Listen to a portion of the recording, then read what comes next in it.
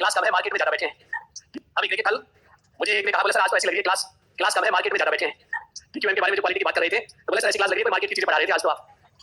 तो ये बात बिल्कुल सही है, ये अवधारणा जो पहले चलती थी उद्योग और व्यापार जगत में, लेकिन आज इसको देखिए हम किसके अंदर लाई इस अवधारणा को, शिक्षा के क्षेत्र में। तो कल जो हम पढ़ रहे थे, इसके अंदर देखिए टेक्निक्स, TQM की तकनीक, या देखिए हम कहते हैं टूल्स, उपकरण। ये था ना अपना, कितने टूल्स बताए मैंने? एक तो देखिए बेंचमार्किंग, दूसरा SWOT, SWOT एनालिसिस, विश्लेषण। उसके बाद दूसरा इसके अंदर देखिए जो इसमें हमने लिखा था गुणवत्ता चक्र, एक और लिखा था हमने सिक्स सिग्मा, और लास्ट में हम लिखते हैं PDCA चक्र। एक तो हमारे पास बेंचमार्किंग, एक आता है SWOT, एक आता है गुणवत्ता चक्र, एक सिक्स सिग्मा और एक PDCA चक्र। शायद इसको हमने पढ़ लिया था, इसको भी पढ़ लिया। SWOT का बताओ जल्दी से, S का क्या है, और W का, O का और D का। कोई भी संस्था के अंदर देखिए प्राचार्य और उसके कर्मचारी यानी लेक्चरर्स, टीचर्स सब मिलकर क्या करें, अपनी देखिए जो शक्तियां हैं उनको पहले नोट करें। उसके बाद दूसरा क्या था, अपनी कमियों को नोट करें। फिर देखिए अवसर के अनुसार कमियों को तो देखिए कम किया जाए और जो शक्तियां हैं उनको बढ़ाया जाए, और जो भी हमारी जो चुनौतियां हैं, थ्रेट्स हैं, उनको देखिए हल के लिए कोई ना कोई समस्या के हल की तरह उनका हल किया जाए। इसके लिए देखिए प्रोफेसर मरमर मुखोपाध्याय ने एक विंडो बनाई थी जिसका नाम क्या था, जौहरी विंडो। गुणवत्ता चक्र 3 से 12 व्यक्तियों वाली नहीं, एक छोटा सा समूह होता है जिसमें 3 काम बताए थे। सबसे पहले प्रॉब्लम की पहचान करना, फिर एनालिसिस करना और फिर सॉल्यूशन करना, 3 काम थे इसमें। फिर उसके बाद आता है इसमें सिक्स सिग्मा। ये क्या है, ये एक सांख्यिकीय माप है। क्या है ये? सांख्यिकीय माप है। इस माप के माध्यम से जो भी कठिनाई या त्रुटि आती है उनको हल करने का प्रयास किया जाता है इस विधि द्वारा। ये सांख्यिकीय माप निकालने की एक विधि है जिसे हम त्रुटि या कठिनाइयों को क्या करते हैं, दूर करते हैं। किसने दी थी अवधारणा, किसने दी थी? Smith, Wills Smith. उसके बाद आता है PDCA चक्र। PDCA चक्र के जन्मदाता कौन है? डेविंग, जो हमने पढ़ना है। तो पहले लिख लो, चाहे अपने गाइड करवाई थी कुछ, तो लिखो सिक्स सिग्मा। सिक्स सिग्मा प्रतिपादक, प्रतिपादक विल्स स्मिथ, विल्स स्मिथ। लिखो गुणवत्ता मापन का, गुणवत्ता मापन का एक सांख्यिकीय माप है। गुणवत्ता मापन का एक सांख्यिकीय माप है, स्टैटिस्टिक्स मेजरमेंट है, ये सांख्यिकीय माप है। दूसरी लाइन में लिखिए त्रुटि या कठिनाइयों को, त्रुटि या कठिनाइयों को, त्रुटि या कठिनाइयों के कारणों का पता लगाकर, कारणों का पता लगाकर उन्हें दूर करने का, पता लगाकर उन्हें दूर करने का कार्य किया जाता है। अब लिखो इसके बाद PDCA चक्र। ये इंपॉर्टेंट है सारों में से, ये मोस्ट हैवी जो पूछा जा सकता है आप लोगों से। PDCA चक्र, प्रतिपादक लिखो इसके, प्रतिपादक किसने दिया ये चक्र? William Edward Deming, William Edward Deming. फिर लिखिए दूसरी लाइन में, इसे डेमिंग चक्र भी कहा जाता है, इसे डेमिंग चक्र भी कहा जाता है। तीसरी लाइन में लिखिए इस चक्र द्वारा, चक्र का मतलब प्रक्रिया, इस चक्र द्वारा गुणवत्ता को नियंत्रित किया जाता है, यानी गुणवत्ता को कंट्रोल किया जाता है। क्या है ये PDCA चक्र? देखिए P का मतलब होता है प्लान।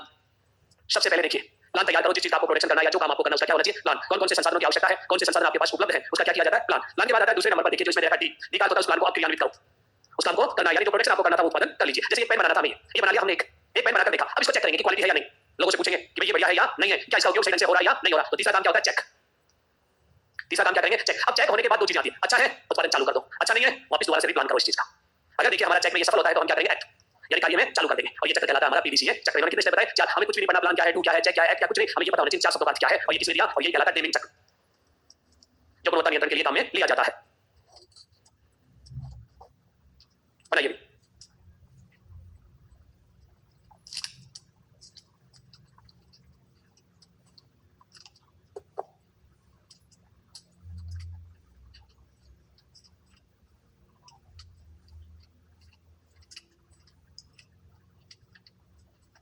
बनाया भी पीछे। अब देखिए जितना मैंने पढ़ाया था एक बार आपको रिवाइज करवाता हूं।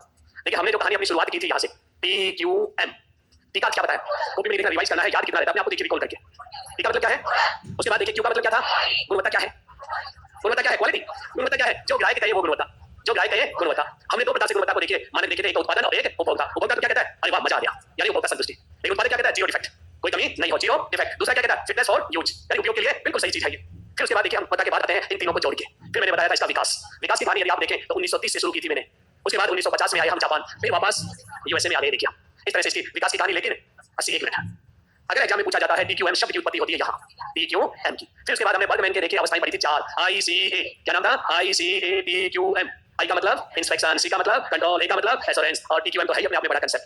तो अब आप देखिए इस तरह से विकास। फिर था एडवर्ड सेलिस, उन्होंने एक चीज और बढ़ा दी थी इसमें, फिर मैंने आपको पढ़ाए थे सिद्धांत, प्रथम प्रयास में ही सही हो चीजें।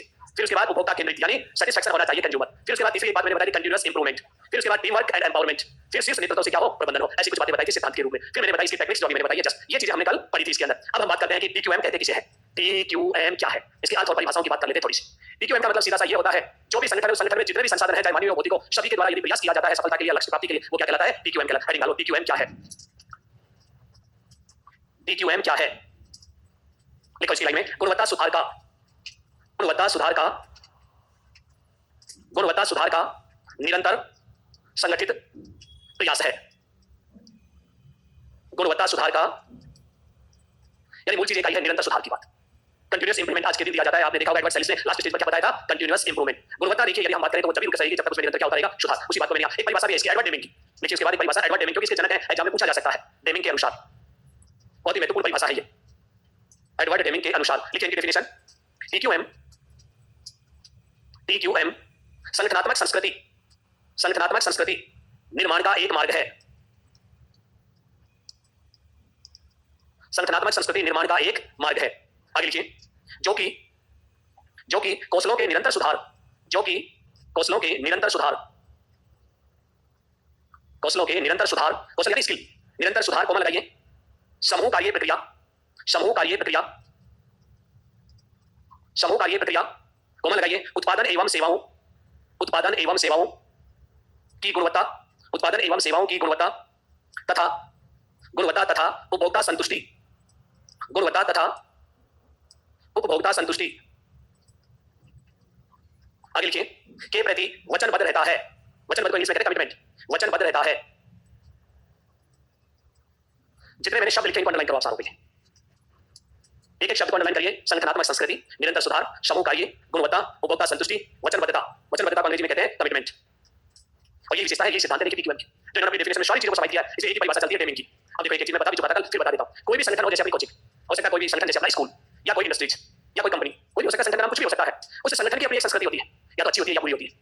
या तो अच्छी होगी संस्कृति, या अगर आप क्वालिटी की चीज देते हैं तो आपकी कल्चर कैसी बन जाएगी, अच्छी बन जाएगी, लोगों की मानसिकता वहां जाना वहां अच्छा है। अगर देखिए आपके अंदर कुछ ना कुछ कमियां है तो आपकी कल्चर कैसी होगी, गलत बन जाएगी। देखिए तो सबसे पहले देखिए संस्कृति बनती है संगठन की, अच्छा या बुरा। दूसरा देखिए निरंतर सुधार होते रहना चाहिए, कंटीन्यूअस इंप्रूवमेंट, तब तो आप टिक पाओगे, नहीं तो आप टिक नहीं पाओगे। उसके बाद आता है समूह, टीम वर्क। समूह कार्य को हम क्या कहते हैं, टीम वर्क। इसकी भी बात हुई थी, सब मिलजुल कर काम करें उसमें और अपनी पूर्ण क्षमताओं के अनुसार काम करें। फिर आता है गुणवत्ता, प्रोडक्शन कैसा हो, क्वालिटी का हो। फिर आता है उपभोक्ता संतुष्टि, कंज्यूमर सेटिस्फैक्शन। अगर उपभोक्ता संतुष्ट नहीं है तो वो देखिए टीक्यूएम नहीं होगा। ये तो मुझे अच्छा नहीं लगेगा कपड़ा, इनके द्वारा बनाई गई कोई भी चीज मुझे अच्छी नहीं लगती, इसका मतलब सीधा सा उपभोक्ता क्या नहीं हुआ, संतुष्ट। फिर आता है लास्ट में कमिटमेंट, जो कह दिया उस बात पर खरा उतरे। उन्होंने कह दिया कि हमारे कपड़े में ये क्वालिटी है, कहीं भी जांच करवा लो किसी भी लैब से, अगर उसे जांच कराया जाए और उसी कमिटमेंट के अकॉर्डिंग चीजें मिलती हैं तो लोग विश्वास सबसे ज्यादा करेंगे, जो कहते हैं वो करते हैं। जैसे कई कंपनियों का नाम सुना, टाटा, टाटा है तो लोहा होगा ही होगा, ये विश्वास है। बाटा है तो देखिए उसके अंदर देखिए क्या होगा, लेदर होगा ही होगा। इस तरह से बहुत सारे नाम चलते रहते हैं, क्योंकि उनके नाम के अकॉर्डिंग चीज होती है, वो कमिटमेंट जो करते हैं। हम मान लीजिए आपको कह दिया 4 महीने में कोर्स करा दिया जाएगा, कोर्स हो जाते 6 महीने, आप कहेंगे साहब आप अपने कमिटमेंट पे नहीं रुके, लेकिन मैं तो 4 बनने का प्लान करके आया था। 4 के 4.5 हो सकते हैं, 3.5 हो सकते हैं, 6 महीने नहीं हो सकते। मैं कहां जाऊं, बच्चा कहता है आगे कि मैं कहां जाऊं, 2 महीने का खर्चा नहीं लेके आया था, मैं तो 4 महीने का प्लान करके आया था, मुझे 4 महीने में पढ़ना है। लेक्चर में देखिए बच्चे बहुत सारे आते हैं जो जॉब कर रहे हैं, 3rd ग्रेड 2nd ग्रेड की, तो वो चाहते हैं गर्मियों की छुट्टियों में हमारा कोर्स करवा दिया जाए ताकि हम इस काम को करके पूरे चले जाए। वो इन दिनों में नहीं आते, जब भर्ती आ जाती है तब आते हैं, क्योंकि उनको पूरा ज्ञान होता है, तो रिवाइज करने के लिए आते हैं कि जल्दी जल्दी उनको पढ़ाया जाए और चीजों को क्या कर दिया जाए, रिवाइज कर दिया जाए। अगर आप अपने कमिटमेंट नहीं खड़े उतरते हैं तो मार्केट में आपका कल्चर कैसा बन जाएगा, आपको सोचो। अरे कहते हैं वो करते नहीं, झूठ बोलते हैं, तो ये बहुत बड़ी चीज है कमिटमेंट। या तो आप करो मत किसी से, करते हो तो उस पर खड़े उतरिए आप। तो देखो इस परिभाषा में कितनी सारी चीजें, एक एक शब्द का अर्थ है इसमें, इन सब चीजों को इन्होंने किसमें बताया अपनी, और यही सारे शब्द क्या बन गए, टीक्यूएम के सिद्धांत कहलाए। ये तो सिद्धांत मैंने लिखवाया था आपको, मैक्सिमम चीजें ये थी।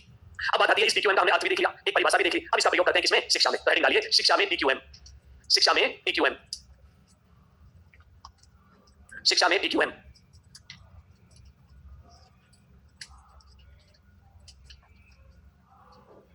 शिक्षा में टीक्यूएम की बात करें, देखिए एक है प्रोफेसर मरमर मुखोपाध्याय, क्या नाम है, मरमर मुखोपाध्याय। इन्होंने देखिए बहुत अच्छा एक एग्जांपल दिया। भारत में जो प्राचीन काल में गुरुकुल पद्धति हुआ करती थी, टीक्यूएम का सबसे अच्छा उदाहरण है। तो ये पेपर की बहुत अच्छा सवाल बनता है, पहली शुरुआत होती है कि टीक्यूएम का सबसे अच्छा उदाहरण है गुरुकुल पद्धति, मदरसा पद्धति, स्कूल पद्धति या उपरोक्त सभी। तो कौन सी पद्धति को बताया, किसने बताया, ऐसे पूछा जाए, प्रोफेसर मरमर मुखोपाध्याय के अनुसार टीक्यूएम का उदाहरण है। कौन सी होगा हमारे लिए उदाहरण, तो इनके अनुसार, के अनुसार टीक्यूएम का उदाहरण, टीक्यूएम का उदाहरण, और उदाहरण क्या है, गुरुकुल पद्धति। बताओ इस लाइन को भी। एक सवाल देखिए पहला यही से, क्योंकि भारत के अंदर देखिए टीक्यूएम पर काम करने वाले यही थे जिनका नाम था प्रोफेसर मरमर मुखोपाध्याय, और इनके साथी थे नरूला। इन दोनों ने काम किया था, मुखोपाध्याय और नरूला साहब ने।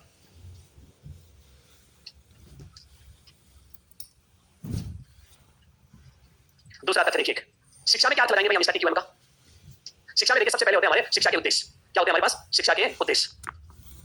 दूसरा हमारा उद्देश्य होता है बालक का बहुमुखी विकास, बालक का बहुमुखी विकास या बहुआयामी, जिसे हम सर्वांगीण विकास भी कहते हैं, बहुआयामी विकास। इन दो चीजों को प्राप्त करना चाहते हैं हम इसके माध्यम से टीक्यूएम के माध्यम से। वो पुराने ढर्रे पर नहीं चले, हमारे इंस्टीट्यूट समय के अनुसार क्या हो, निरंतर सुधार। जो इंस्टीट्यूट है समय पर वो चीज उपलब्ध हो, जिन उद्देश्यों की पूर्ति के लिए बना है उन्हीं उद्देश्यों की पूर्ति करे वो इंस्टीट्यूट, उसी चीज को हम क्या कहेंगे, टीक्यूएम।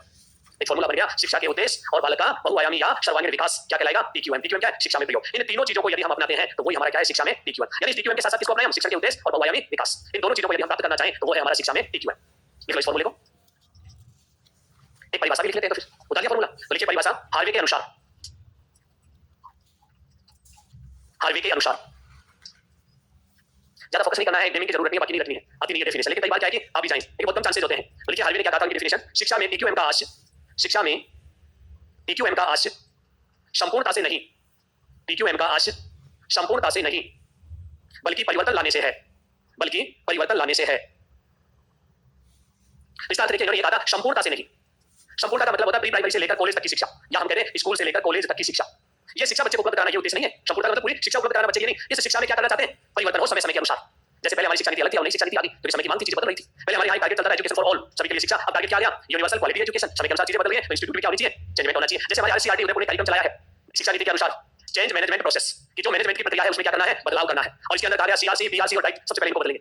इनकी जो कार्य प्रणाली है इसमें क्या लाएंगे, परिवर्तन। जब इन चीजों में समय के अनुसार परिवर्तन होता है वही क्या है, टीक्यूएम है, कंटीन्यूअस इंप्रूवमेंट। एक परिभाषा लिखिए स्विफ्ट के अनुसार, स्विफ्ट के अनुसार,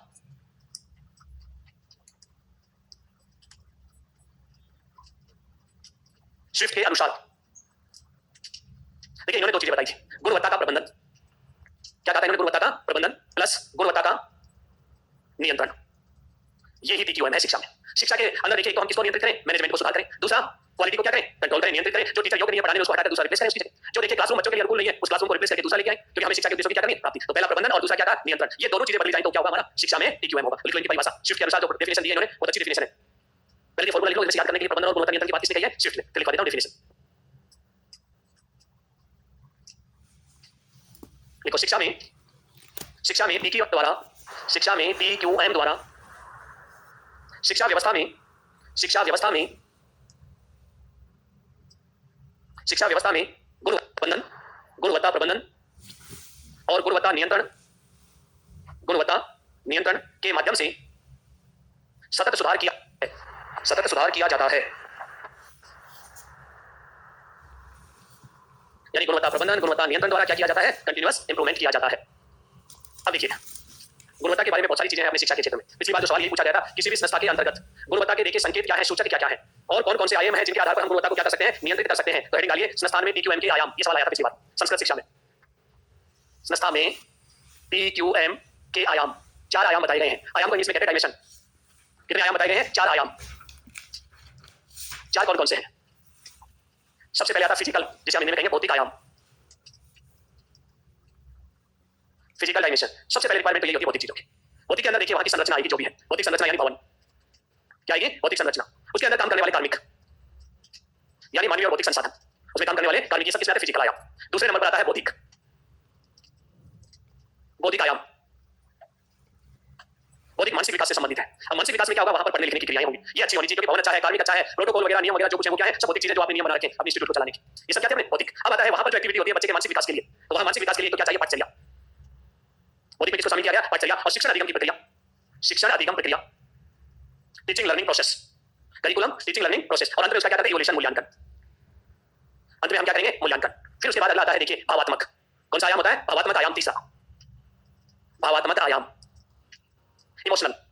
भावात्मक आयाम को हम क्या कहेंगे, इमोशनल। अब देखिए जहां इमोशन हो, एक दूसरे के बीच में संबंध कैसे हैं कर्मचारियों के बीच में, एक दूसरे कर्मचारी की चिंता भी की जाती है नहीं की जाती, एक दूसरे का सहयोग भी किया जाता है या नहीं, ये सब चीजें किसमें आएंगी, भावात्मक। एडवर्ड जो सैलिस है उन्होंने देखिए इसमें बताया लोगों का संस्था के प्रति जुड़ाव, पारस्परिक संबंध, इन चीजों को शामिल किया था। पारस्परिक संबंध, पारस्परिक संबंध, संस्था के प्रति जुड़ाव, ये इमोशनल आयाम है कि जो भी वहां कर्मचारी काम कर रहे हैं, जो भी उनसे जुड़े हुए स्टेक होल्डर हैं, वो सब देखिए उनका आपस में संबंध क्या है, संस्था के प्रति उनका जुड़ाव कैसा है। कर्मचारियों की चिंता, एक और दिया है उन्होंने, कर्मचारियों की चिंता, ये किसमें है, भावात्मक। चौथा बताया है आध्यात्मिक। चौथा कौन सा है, आध्यात्मिक आयाम, स्पिरिचुअल, आध्यात्मिक आयाम। अब देखिए आध्यात्मिक की बातें आती है तो ये तो उच्च विचार होते हैं, आदर्शवादी चीजें होती हैं, उच्च विचार, नई नई खोज, नए नए प्रयोग, नवाचार, आदर्श जिसको भी बनाया जाए, ये चीजें किसमें आएंगी, हमारी आध्यात्मिकता में। तो देखिए किसी भी संस्था के DQM के अनुसार कितने आयाम माने गए हैं? 4 भौतिक चीजें, दूसरा बालक का मानसिक विकास से संबंधित बौद्धिक, तीसरा भावनात्मक जुड़ाव की बातें और चौथा आध्यात्मिक आयाम। तो 4 आयाम बताए गए हैं। 4 क्या बताए गए? आयाम। इसके बाद निकालिए शिक्षा के क्षेत्र में उपभोक्ता। कौन से क्षेत्र में? शिक्षा के क्षेत्र में 2 तरह के उपभोक्ता बताइए। उपभोक्ता होता कौन है? कौन होगा? शिक्षक होगा, बच्चा होगा? शिक्षा के क्षेत्र में उपभोक्ता कौन होगा? भाई हम पढ़े शिक्षा के मार्केट वाला तो सिस्टम बंद होगा, तो कल चला गया मार्केट। तो लिखो शिक्षा के क्षेत्र में उपभोक्ता। ये भी एक अच्छा सवाल बनता है यहां से। शिक्षा के क्षेत्र में उपभोक्ता। एडवर्ड सेलिस ने देखिए 2 प्रकार के उपभोक्ता बताए हैं, आंतरिक उपभोक्ता और बाह्य उपभोक्ता। कितने प्रकार के बताए? 2 प्रकार। एक को कहते हैं आंतरिक उपभोक्ता, एक को कहते हैं बाह्य उपभोक्ता। आंतरिक उपभोक्ता और एक होता है बाह्य उपभोक्ता। बाह्य उपभोक्ता को देखिए 3 भागों में बांटा है। प्राथमिक उपभोक्ता, द्वितीय उपभोक्ता और तृतीय। अब बात आती है सबसे पहले देखिए आंतरिक उपभोक्ता कौन है? शिक्षक को बताया उन्होंने। देखिए किसको बताया? शिक्षक और शिक्षक से एक साथ काम करने वाले सहयोगी। ये पेपर में पूछा जाए आपसे, निम्नलिखित में से आंतरिक उपभोक्ता कौन है? आंतरिक उपभोक्ता किसको बताया गया है? शिक्षक। बहुत ही अच्छा सवाल है। बाह्य उपभोक्ता में 3 प्रकार के। तो प्राथमिक उपभोक्ता किसे कहा गया? बालक को, विद्यार्थी को। दूसरा उपभोक्ता बालक से जुड़ा हुआ कौन है? अभिभावक। तो वो कौन है? द्वितीय उपभोक्ता। और अभिभावक कहां रहते हैं? समाज में, यानी समुदाय या हमारा समाज। देखिए समाज भी शिक्षा के माध्यम से कुछ ना कुछ चाहता है, इसलिए वो भी उपभोक्ता है। पेरेंट्स भी चाहते हैं कि उनका बच्चा अच्छी प्रोग्रेस करे। और यहाँ प्राथमिक उपभोक्ता किसको बनाया है? बालक। ये सारी उतार लीजिए। देखिए अभिभावक को हम माता पिता भी कहते हैं। अभिभावक क्या है? माता पिता। और बालक को हम क्या कहते हैं? विद्यार्थी। सो समुदाय एक सरकार और लिख दो। समुदाय, समाज या सरकार और एक शिक्षक सहयोगी। ठीक है। 2 प्रकार के उपभोक्ता, आंतरिक उपभोक्ता और बाह्य उपभोक्ता।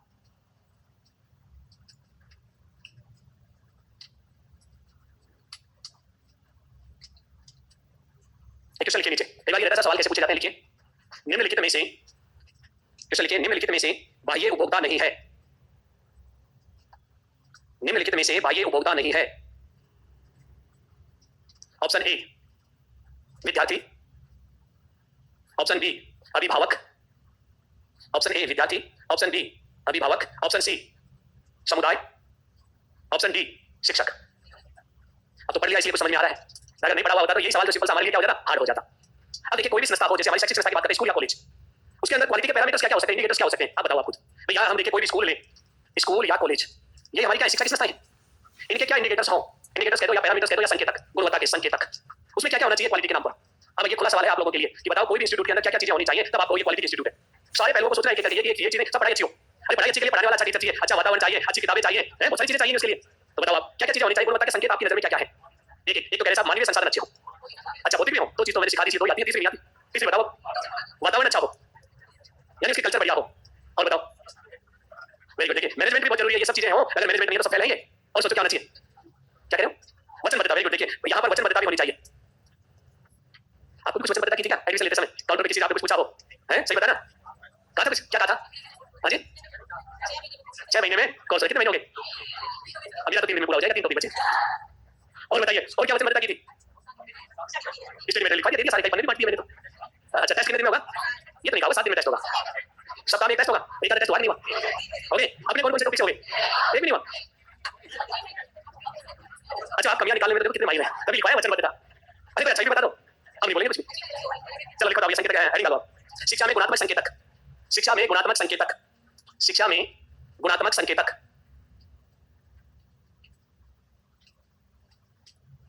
शिक्षा में गुणात्मक संकेतक सबसे पहला चीज ये होनी चाहिए। देखिए कोई भी संगठन का क्या हो? प्रबंधन होना चाहिए। पहली बात नंबर 1 लिखो, संगठन का प्रबंधन। ये जितना अच्छा होगा संस्था में उतनी ही क्वालिटी आएगी, क्योंकि ये किसी भी संस्था का क्या है? मस्तिष्क है। तो नंबर 1 लिखो, संगठन का प्रबंधन। संगठन क्या है? स्कूल कॉलेज कोचिंग ये सब क्या है? अपनी शिक्षा के क्षेत्र के संगठन है। इनका क्या हो? मैनेजमेंट सही हो। दूसरा लिखो, बुनियादी ढांचा, जिसे आप भौतिक संसाधन कह रहे थे। बुनियादी ढांचा, बुनियादी ढांचा व अधिगम संसाधन। बुनियादी ढांचा। दूसरा क्या बताया मैंने? लर्निंग मटेरियल, अधिगम संसाधन। अब आप देखो बुनियादी ढांचा क्या होता है? बुनियाद, नींव। बुनियाद को हम क्या कहते हैं? नींव, माइलस्टोन। बुनियाद में क्या आएगा? ये इंफ्रास्ट्रक्चर क्या है? बुनियाद है उस चीज की। तो बुनियादी ढांचा में तो मैनेजमेंट कर लो आप, पेड़ की छांव में बिठा के गुरुकुल पद्धति में बिठाया करते थे। तो दूसरी चीज क्या थी? बुनियादी ढांचा होना चाहिए, स्ट्रक्चर होना चाहिए अच्छा सा। उसके बाद देखिए वहां लर्निंग मटेरियल हो या लर्निंग रिसोर्स हो। वहां पर लर्निंग रिसोर्स क्या होते हैं? जैसे लाइब्रेरी होना, ये होना चाहिए, कंप्यूटर लैब होनी चाहिए। ये सब किसमें आते हैं? सीखने की जरूरत में। और क्या होना चाहिए? प्रयोगशाला। ये क्या है? लर्निंग। क्योंकि बुनियादी ढांचे के साथ साथ देखिए अधिगम संसाधन भी जरूरी है, तो क्वालिटी आएगी। पहले प्रबंधन होगा, फिर ये सारी चीजें। नंबर 3, तीसरे नंबर पर लिखिए पाठ्यचर्या की योजना एवं प्रारूप, प्लानिंग एंड डिजाइन। पाठ्यचर्या की योजना और प्रारूप। बहुत बड़ी बात है। जो पाठ्यक्रम बच्चों को पढ़ाई जाती है उसका एक डिजाइन होना चाहिए, पैटर्न होना चाहिए, कब कौन से महीने में बच्चों को कैसे पढ़ाना, पूरी योजना बनी हुई होनी चाहिए। जिनको हम कहते हैं वार्षिक योजनाएं। पाठ्यक्रम की क्या बनाते हैं, योजना बनाते हैं, पूरे साल भर में हम क्या पढ़ाएंगे, फिर मंथली बनाते हैं, फिर इकाई बनाते हैं और फिर दैनिक बनाते हैं। चौथे नंबर पर लिखिए पाठ्यक्रम का संचालन और मूल्यांकन। पाठ्यक्रम का संचालन और मूल्यांकन, ये बात भी बिल्कुल ठीक है। पाठ्यक्रम का संचालन का मतलब जो पाठ्यक्रम दिया गया उसे पढ़ाया जाए और उसके बाद उसका समय समय पर क्या हो, मूल्यांकन हो, जिससे पता चले बालक की प्रगति क्या है। फिर उसके बाद अनुसंधान, अगला बिंदु लिखो, रिसर्च भी होनी चाहिए उसमें। अनुसंधान, रिसर्च एवं विस्तार, अनुसंधान एवं विस्तार। अगला लिखिए छठे नंबर पर छात्र सहयोग, छात्र सहयोग एवं उनकी प्रगति। बच्चों का शैक्षिक और शैक्षिक विकास कितना हो रहा है, इसी से पता चलता है बच्चों की प्रगति क्या है, बच्चों के परीक्षा परिणाम क्या है। ये भी क्वालिटी इंडेक्स होते हैं, इनके आधार पर भी हम पता लगाते हैं। अब देखिए एक ऐसी इंस्टीट्यूट में जहाँ बहुत अच्छा पढ़ाया जाता है लेकिन परीक्षा परिणाम जीरो रहता है, कंपटीशन में बच्चों का सिलेक्शन नहीं होता है, तो आप लोग क्या कहेंगे कि हमें पढ़ना ही नहीं है, हमें क्या चाहिए, सिलेक्शन भी चाहिए, उस इंस्टीट्यूट की ओर आप ज्यादा जाएंगे। अंत में आप लिखिए इसके बाद सातवें नंबर पर स्वस्थ प्रक्रियाएं, हेल्दी प्रैक्टिस। स्वस्थ प्रक्रियाएं, स्वस्थ प्रक्रियाओं में देखिए डैश करके लिख लो, जैसे मूल्य शिक्षा। स्वस्थ प्रक्रियाओं क्या है, मूल्य शिक्षा, नवाचार, नवाचार, सामाजिक दायित्व, सामाजिक दायित्व। देखिए हम बात किसकी कर रहे थे, गुणवत्ता के संकेतक, सिंबल से, इंडिकेटर्स, पैरामीटर्स। कभी इनको हम क्या कहते हैं, सिंबल्स, कभी क्या कहते हैं, पैरामीटर्स, कभी क्या कहते हैं इनको, एक इंडेक्स भी कहते हैं, सूचकांक भी कहते हैं इनको। तो कहने का मतलब यह है कि हमने कुछ सूचकांक लिए या कुछ संकेतक लिए। अब अपने यहाँ पर देखिए हमारे देश में दो इंस्टीट्यूट हैं जो गुणवत्ता के क्षेत्र में काम कर रही है अपने यहाँ। तो अब हम देखते हैं भारत के अंदर देखिए टीक्यूएम। अब तक तो कहाँ देख रहे थे हम, शिक्षा में। अब भारत की शिक्षा के अंदर देखिए हम टीक्यूएम को देखेंगे। पहले हेडिंग डालिए भारत में टीक्यूएम, भारत में टीक्यूएम। अपने यहाँ दो संस्थाएं चल रही है देखिए गुणवत्ता नियंत्रण करने की। भारत में टीक्यूएम, अपने देश में गुणवत्ता नियंत्रण करने वाली दो संस्थाएं हैं। कितनी संस्थाएं चल रही हैं, दो। कोई आपने नाम सुना है, आईएस मार्का कौन लगाता है, हॉल मार्का कौन लगाता है, किसने बनाई है कि गुणवत्ता के लिए हॉल मार्का सोने पे लगता है ना, या आईएस मार्का लगता है, ऐसे बहुत सारे मार्का होते हैं, कौन लगाता है, कुछ तो होगा, कोई ना कोई इंस्टीट्यूट होगी जो मार्का लगाती होगी। हाँ जी, पढ़िए कभी गलती से कि गुणवत्ता को नियंत्रित कौन करता है हमारे देश में, और देखिए वो है भारतीय मानक संस्थान, भारतीय मानक संस्थान, भारतीय मानक संस्थान। समय समय के अनुसार इसके नाम बदलते रहे। वर्तमान में जो नाम है भारतीय मानक संस्थान, इंग्लिश में इसे देखिए कहा गया BIS, bureau of Indian standards, भारतीय मानक संस्थान। दूसरा देखिए भारतीय गुणवत्ता परिषद, भारतीय गुणवत्ता परिषद, काउंसिल है ये। दूसरी क्या है, काउंसिल, भारतीय गुणवत्ता परिषद। दो देखिए संस्थाएं हैं जो अपने यहाँ पर देखिए गुणवत्ता को विकसित करती हैं, गुणवत्ता को क्या करती है, बढ़ावा देने वाली। एक का नाम तो भारतीय मानक संस्थान, दूसरे का नाम भारतीय गुणवत्ता परिषद। इसको स्थापना देखिए जो किया गया था, इसका उद्देश्य सीधा सा ये था, गुणवत्ता को बढ़ावा देना। इसका उद्देश्य, स्थापना का उद्देश्य क्या था, गुणवत्ता को बढ़ावा देना। क्या ये शिक्षा के क्षेत्र में काम करती है, ये हो सकता है कि बाजार के प्रोडक्टों की क्वालिटी देखती हूं। तो देखिए भारतीय मानक संस्थान द्वारा सबसे अच्छी देखिए क्वालिटी कंट्रोल करने पर उस इंस्टीट्यूट को यहाँ अवार्ड दिया जाता है, गुणवत्ता पुरस्कार, जो भारत का सबसे बड़ा पुरस्कार है। तो बताओ गुणवत्ता के क्षेत्र में दुनिया का सबसे बड़ा है डेमिंग, जो मैंने आपको पन्ना दिया था उस पन्ने के पीछे पुरस्कार लिखे हुए थे। लेकिन भारत का सबसे बड़ा पुरस्कार कौन सा है, और वो ये जारी करता है भारतीय मानक संस्थान, और उसका नाम है राजीव गांधी, राजीव गांधी राष्ट्रीय गुणवत्ता पुरस्कार। अच्छा एक चीज, ये व्यक्ति को दिया जाता है किसी संगठन को, गुणवत्ता का सबसे बड़ा पुरस्कार है, तो ये पुरस्कार जो दिया जाता है देखिए किसको दिया जाता है, संस्था या संगठन को दिया जाता है। भारतीय मानक संस्थान, इसके द्वारा एक पुरस्कार दिया जाता है जिसका नाम क्या है, राजीव गांधी राष्ट्रीय गुणवत्ता पुरस्कार। संस्था या संगठन को सर्वोच्च कार्य करने पर जो बेस्ट हो गया, आसान मिलता है ये पुरस्कार। इसका नाम क्या है, राष्ट्रीय राजीव गांधी गुणवत्ता पुरस्कार। ये एग्जाम में से पूछा जा सकता है, गुणवत्ता के क्षेत्र में भारत का सर्वोच्च पुरस्कार कौन सा है, राष्ट्रीय राजीव गांधी वाला। और यदि आपसे पूछा वर्ल्ड का देखिए गुणवत्ता में सबसे बड़ा पुरस्कार, तो डेमिंग पुरस्कार। डेमिंग के नाम से, डेमिंग के नाम से क्यों है, क्योंकि उसका जनक टीक्यूएम का जनक किसको माना जाता है, डेमिंग को। अब देखिए इसके द्वारा भी पुरस्कार दिए जाते हैं गुणवत्ता के दो, इसके द्वारा कितने पुरस्कार दिए जाते हैं, दो। एक तो दिया जाता है डीएल साहा, डीएल साहा गुणवत्ता पुरस्कार। दूसरा दिया जाता है चैंपियन गुणवत्ता पुरस्कार, दूसरे का नाम क्या है, चैंपियन गुणवत्ता पुरस्कार। अब इन दोनों में से ये बताओ कौन सा तो व्यक्ति को दिया जाता है उत्कृष्ट कार्य करने पर, और कौन सा संस्था को दिया जाता है उत्कृष्ट कार्य करने पर। तो देखिए चैंपियन संस्था नहीं होती है, चैंपियन व्यक्ति बनता है। तो ये तो किसको दिया जाता है, संस्था को, उत्कृष्ट कार्य करने पर। और चैंपियन गुणवत्ता पुरस्कार व्यक्ति को, उत्कृष्ट कार्य करने पर। अब तीसरा सवाल एक और पूछा जाता है अपने बन जाता है एग्जाम की दृष्टि, निम्नलिखित में से गुणवत्ता से संबंधित पुरस्कार नहीं है, राजीव गांधी है, डीएल साहा है और चैंपियन है, चौथा होगा वो नहीं होगा। या ऐसे बना दे, निम्नलिखित में से गुणवत्ता से संबंधित पुरस्कार है, पहला राजीव गांधी, दूसरा डीएल साहा और तीसरा चैंपियन, चौथा ऑप्शन क्या होगा, उपरोक्त सभी। इस तरह से देखिए सवाल पूछे जा सकते हैं अपने इसमें, इनसे रिलेटेड। ये तो होगी बात पुरस्कारों की बात में। दो देखिए इंस्टीट्यूट है अपने यहाँ जो काम करती है किसके अंदर, गुणवत्ता के क्षेत्र में। एक तो भारतीय मानक संस्थान, दूसरा भारतीय गुणवत्ता परिषद। और परिषद गुणवत्ता को नियंत्रण करती है अर्थात गुणवत्ता का विकास या बढ़ावा देने का काम। इसलिए यहाँ दो प्रकार के पुरस्कार दिए जाते हैं। अच्छा ये पुरस्कार देने का काम नहीं करती, इसके अलावा इन्होंने अलग अलग क्षेत्रों में बोर्ड भी बनाए हैं, क्वालिटी नियंत्रण करने के अलग अलग क्षेत्रों में क्या बनाए हैं, बोर्ड। तो लिखो इसके नीचे एक लाइन या अलग से लिख लो, भारतीय गुणवत्ता परिषद द्वारा, भारतीय गुणवत्ता परिषद द्वारा, परिषद द्वारा गुणवत्ता को नियंत्रित करने के लिए, भारतीय गुणवत्ता परिषद द्वारा गुणवत्ता को नियंत्रित करने के लिए समय समय पर अलग अलग समय समय पर अलग अलग क्षेत्रों में बोर्डों का गठन किया जाता है। बोर्डों का गठन किया जाता है। Very very important question. Bharat में शिक्षा के क्षेत्र में गुणवत्ता को नियंत्रित करने वाला बोर्ड कौन सा है? सुना हो तो कभी। भारत में गुणवत्ता को नियंत्रित करने वाला शिक्षा के क्षेत्र का एक ही बोर्ड है, और वो बोर्ड कौन सा है? न्यू पाथो इंस्टीट्यूट है, नेशनल। बोर्ड का नाम क्या है? कभी पढ़ा हो, सुना हो आप लोगों ने?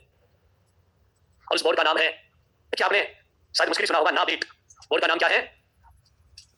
सुना है? दिल्ली में है ये बोर्ड। क्या नाम है? नाबेट। और पेपर पूछ लिया जाए, आप ही बहुत सारे लोग देखिए 99% लोग गलत करके ये नहीं पता कि अपने देश में क्वालिटी कंट्रोल का एक बोर्ड भी बना हुआ है एजुकेशन में। अलग अलग क्षेत्र में अलग बोर्ड है, लेकिन एजुकेशन के अंदर देखिए जो बोर्ड बनाया गया उसका नाम क्या है? नाबेट। क्या है ये नाबेट? लिखो आप इसके अंदर, शिक्षा के क्षेत्र में, दूसरी लाइन में लिखो, शिक्षा के क्षेत्र में गुणवत्ता नियंत्रित करने वाला बोर्ड। गुणवत्ता नियंत्रित करने वाला बोर्ड, क्या नाम है उसका? नाबेट। पूरा नाम लिखो, नेशनल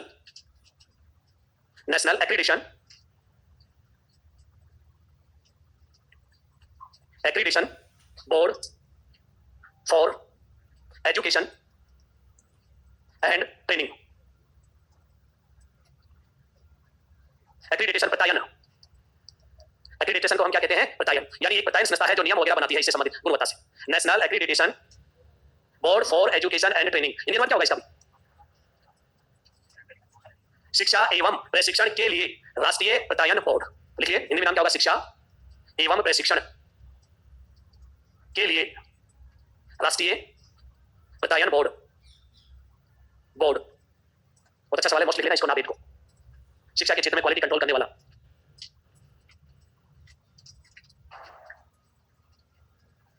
लिख लिया? अब लास्ट में देखिए, हम अंत में ये देखते हैं, अपने यहाँ हर साल इंडेक्स जारी किए जाते हैं अलग अलग क्वालिटी के।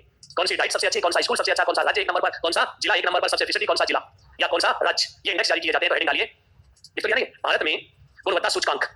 लास्ट में लिखिए आपने, भारत में गुणवत्ता सूचकांक, क्वालिटी इंडेक्स इन इंडिया। अपने यहाँ दो तरह के देखिए क्वालिटी इंडेक्स जारी किए जाते हैं, और ये अखबार में आप पढ़ते भी रहते हैं क्वालिटी इंडेक्स को। कितने तरह के क्वालिटी इंडेक्स जारी किए जाते हैं? 2 टाइप। एक तो जारी किया जाता है देखिए school education quality index. School education quality index, college का नहीं, स्कूल का है। क्यूआई क्या है? क्वालिटी इंडेक्स, या क्यूआई क्या था? ये क्वालिटी इंडेक्स। दूसरा है पीजीआई, परफॉर्मेंस ग्रेडिंग इंडेक्स। दो तरह के इंडेक्स जारी होते हैं, और सवाल यहाँ से देखिए जीके में आपसे पूछे जाते हैं। जीके वाली चीज को यहाँ भी लिंक कर दिया हमने इसको, क्योंकि टोटल क्वालिटी जो अपने यहाँ पर है उसका पता इसी से तो लगता है। ये तो है पैरामीटर्स, इन्हें कहते हैं इंडेक्स। क्या है इसका पूरा नाम लिख देता हूं मैं? School education quality index. Hindi में क्या कहेंगे? स्कूल शिक्षा गुणवत्ता सूचकांक। स्कूल शिक्षा गुणवत्ता सूचकांक। पीजीआई क्या है? Performance grading index.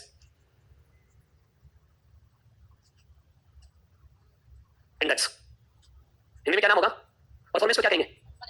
प्रदर्शन। परफॉर्मेंस के लिए देखिए क्या शब्द काम में लिया हम? पीजीआई। देखिए उन्होंने कभी हिंदी में नाम नहीं लिखा है, मैंने जितनी रिपोर्ट तो पढ़ी है तो उसको क्या लिखा? शॉर्ट में पीजीआई चलता है, और इंग्लिश में क्या नाम है? Performance index. तो प्रदर्शन ग्रेडिंग क्या होगा? ग्रेडिंग तो ग्रेडिंग होती है या श्रेणी, और सूचकांक यानी प्रदर्शन, या पता लगेगा कुछ नाम है, इसलिए इसको यही रहने दो जो है जैसे, क्योंकि अपना पेपर दोनों माध्यम में आएगा, वो एक में नहीं आता। पीजीआई और ये क्या है? एसईक्यूआई। अब आपको थोड़ा सा कंफ्यूज होगा, सब आपने तो ये पढ़ाया था स्कूल एजुकेशन पहले दिन पढ़ाया था ना, ये राजस्थान में पढ़ाया था, ये भारत का है। और भारत में क्या लिखा जाता है? ये छोटी ई नहीं लिखी जाती, वहां क्या लिखते हैं? एसई लिखते हैं। लेकिन हमारे प्रदेश में हम क्या लिखते हैं? स्कूल एजुकेशन को एसई लिखते हैं। इसलिए मैं बता रहा हूं कि आपको याद करने में समस्या नहीं हो। School education quality index. अब बात आती है इंडेक्स जारी कौन करता है? आप तो ये बताओ, ये सूचकांक जारी कौन करता है? तो देखिए तैयार तो इनको करता है एनआईईपीए, नीपा, नेशनल लेवल का थिंक टैंक है सबसे बड़ा, national institute of educational planning and administration, क्योंकि प्लानिंग और प्रशासन का काम इसका है, इसके द्वारा तैयार किया जाता है। देखिए इसके पास देखिए सहयोग कौन कौन करता है? तो ये करता है एमओई, क्या है ये? Ministry of education. दूसरा नीति आयोग। तीसरा विश्व बैंक, वहां से भी पैसा आता है। इन तीनों के सहयोग से नीपा द्वारा तैयार किया जाता है। और रिपोर्ट जो जारी करता है वो देखिए नीति आयोग ने।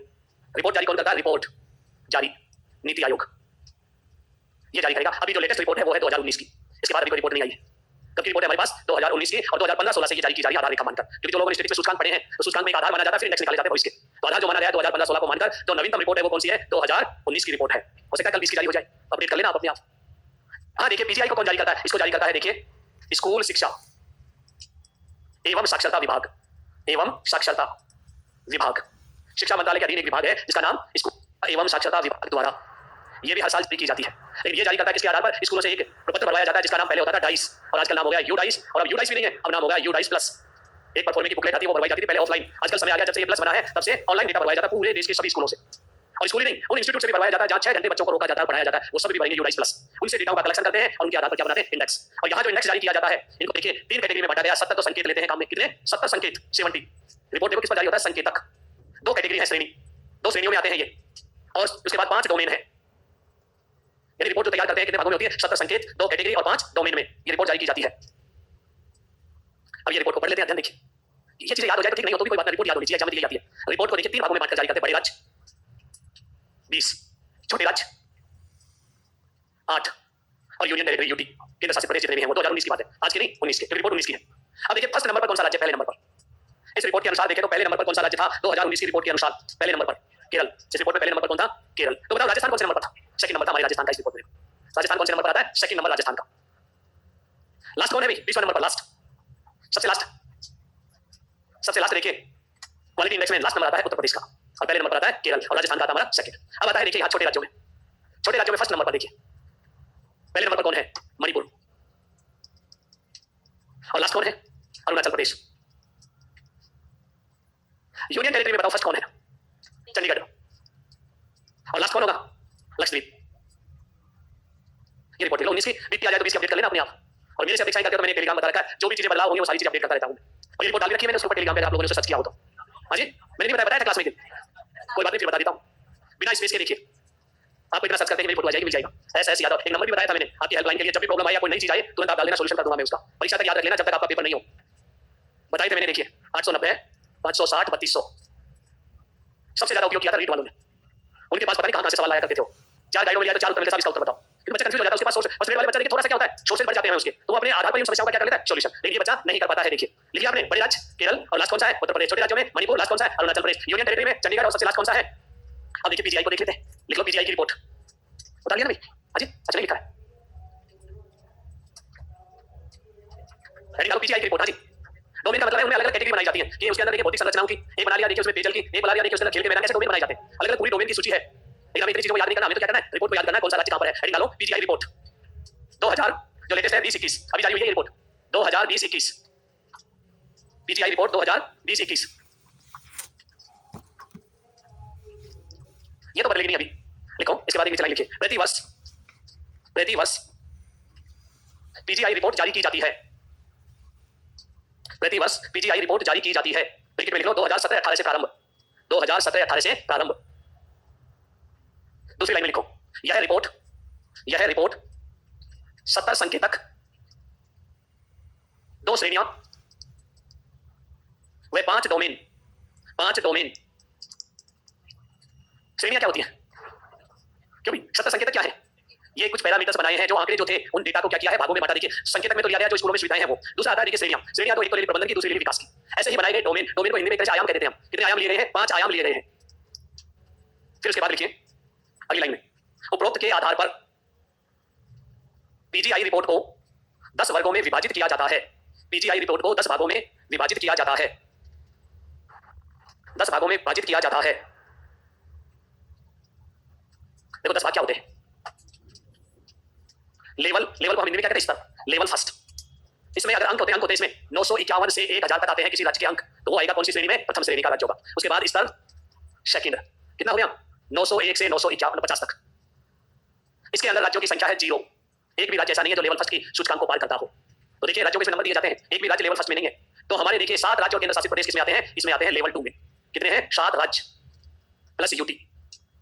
तो बताओ हमारे राजस्थान का लेवल कौन सा है, हमारा राजस्थान भी 7 में शामिल है, एक यूटी है चंडीगढ़, बाकी 6 राज्य हैं इसके अंदर। 6 राज्य कौन कौन से हैं देखिए, उनके नाम लिखे थे इस रिपोर्ट में लेवल सेकंड। एक तो हमारा राजस्थान, एक देखिए इसके अंदर आंध्र प्रदेश, एक गुजरात,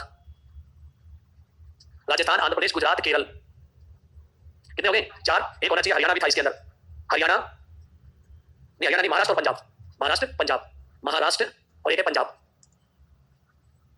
और एक है हमारे पास यूनियन टेरिटरी जिसका नाम क्या है, सीएच चंडीगढ़। ये हो गए 7 राज्य। अगर पेपर में पूछा जाता है पीजीआई इंडेक्स के अनुसार राजस्थान कौन से लेवल पर है, सेकंड लेवल पर। सेकंड लेवल पर कितने राज्य हैं, 7। फिर आते हैं इसके बाद बाकी देखिए अलग अलग स्तर। ये लेवल कितने बनाए गए हैं, अरे 10 बनाए गए, अभी तो बताया था, लिखवा भी दिया था। लास्ट लेवल पर कौन सा राज्य है, 10वें नंबर पर कौन सा राज्य है, कोई राज्य नहीं है हमारे यहाँ। 9वें नंबर पर कौन सा राज्य है, कोई राज्य नहीं है। 8वें नंबर पर कौन सा राज्य है, तो देखिए 8वें नंबर पर भी कोई राज्य नहीं है। 7वें नंबर पर एक राज्य है अरुणाचल प्रदेश। तो देखिए लेवल कौन से पर आता है हमारा, 7वें पर 651 से 700 तक, और राज्य है हमारा अरुणाचल प्रदेश। अगर कोई आप में से कहे कि सारी रिपोर्ट लिखवा दो, मैंने टेलीग्राम पे डाली है, देख लेना। चीजें उतनी होनी चाहिए जो याद हो जाए अपने। सारे राज्यों के बजाय देखिए हमें तो ये पता लगा पहले पर कितने राज्य हैं, 0, आखिरी पर कितने राज्य हैं, 0। तो देखिए सेकंड लेवल और इधर 7वां, 7 राज्य और 7वें नंबर पर कौन आता है? अरुणाचल प्रदेश सबसे लास्ट। तो ये 2 याद रखनी हमें। सेकंड नंबर पर 7 राज्य, 7वें नंबर पर 1 राज्य। आजकल नई रिपोर्ट और बनाने लगे, पीजीआईडी। एक मिनट, पीजीआईडी ये क्या होती है? Performance grading index district. ये तो राज्यों की है, एक डिस्ट्रिक्ट की रिपोर्ट और आती है। तो देखिए हमारे राजस्थान का कौन सा जिला? केरल का कन्नूर जिला पहले नंबर पर है। क्या नाम है? कन्नूर जिला। लेकिन राजस्थान का कौन सा जिला पहले नंबर पर है? ऑप्शन देता हूं, जयपुर, सीकर, झुंझुनू। कौन सा नंबर पे आते हैं ये जिले? देखिए हमारे तीनों ही 1 नंबर है, तीनों की ग्रेड ही 1 है। लिखो नीचे नोट लगा के, देश में प्रथम स्थान पर जिला कन्नूर, केरल। कन्नूर पीजीआईडी ये पढ़ रहे हैं हम। पहले नंबर पे कौन सा है? कन्नूर, केरल। फिर लिखो राजस्थान का प्रथम जिला। प्रथम में 3 जिले आते हैं अपने यहाँ, सीकर, झुंझुनू, जयपुर। प्रथम में 3 जिलों के नाम लिखिए, सीकर, झुंझुनू और जयपुर। और इस तरह से हमारा टॉपिक क्या हो जाता है? क्षमा। आप एक पन्ना दिया करा, उसमें क्या थे? कुछ पुरस्कार थे गुणवत्ता के। हमें एक ही याद रखना, उसमें एक डेमिंग और एक राजीव गांधी वाला। तो देखिए शिक्षा के क्षेत्र में तो कोई ज्यादा चीजें नहीं आई है। एक तो इंडेक्स आए थे, एक संकेतक आए थे अपने, एक उपभोक्ता आया था और 2 परिभाषाएं थी, एक तो हार्वी की और एक शिफ्ट के अनुसार। और इस तरह से हमारा एक कंसेप्ट खत्म हो जाता है जिसका नाम क्या है? TQM in education. इसके बाद एक नया टॉपिक, कहां जा रही है? अभी तो टाइम है। बोलिए, अभी नहीं आई ना वो, क्योंकि डेटा ऐसे थोड़ी है कि सेकंडों में तैयार होते जाएंगे, आते जाएंगे हम नोट करवा। अब जैसे आप किताब खरीद के लाएंगे तो उसमें पिछले साल की रिपोर्ट मिलेगी 19-20 की, और अब जो नई रिपोर्ट थी वो मैंने आपको बता दी। कहां जा रहे हो? अच्छा, देखो ठीक।